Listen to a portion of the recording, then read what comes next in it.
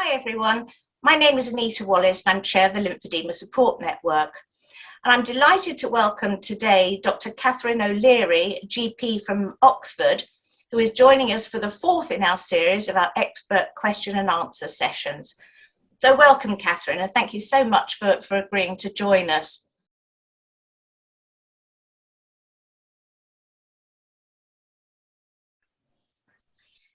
So why do patients with primary lymphedema or non-cancer related lymphedema not get the same level of care as those with cancer related lymphedema?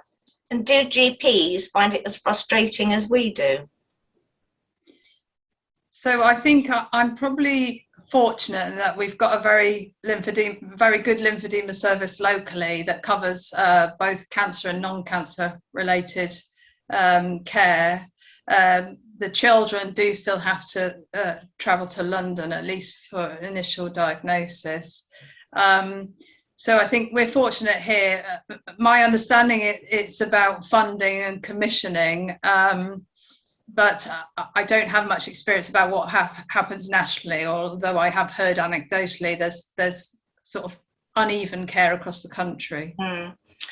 Yes, I mean, from the LSN's perspective, the problem does lie with funding. Not all clinics have the funding to treat non-cancer related patients. In fact, the problem does indeed seem to be getting worse since lockdown. We're getting people telling us that their clinic are no longer able to see non-cancer related. We know, or in fact, that the clinic may have closed altogether. And we know that the purpose-built clinic in Derby, which was a fantastic clinic, has been forced to close. There's no chance of it reopening, and it's been given over to cancer and oncology services. So the team there have had to look for an alternative accommodation in order to treat these patients. We're currently trying to carry out a review of the lymphedema clinics in the UK. And once we've done this, we might be in a better position to target the new primary care networks that are being put in place next year. But until we know, the overview of the clinic situation, and until we know the names of the people within these primary care networks, there's not a lot we can actually do to try and bring about change. But rest assured, LSN is on the case and we are looking into it.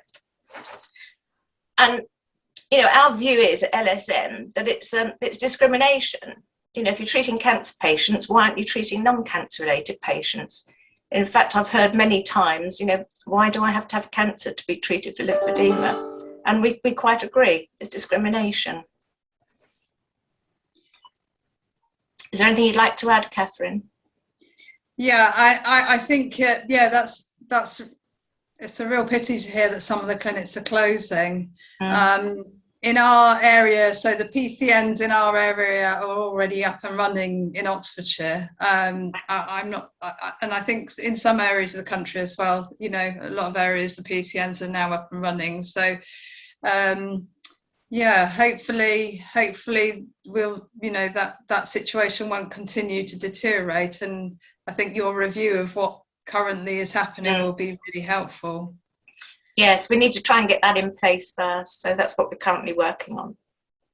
Yeah. Thank you.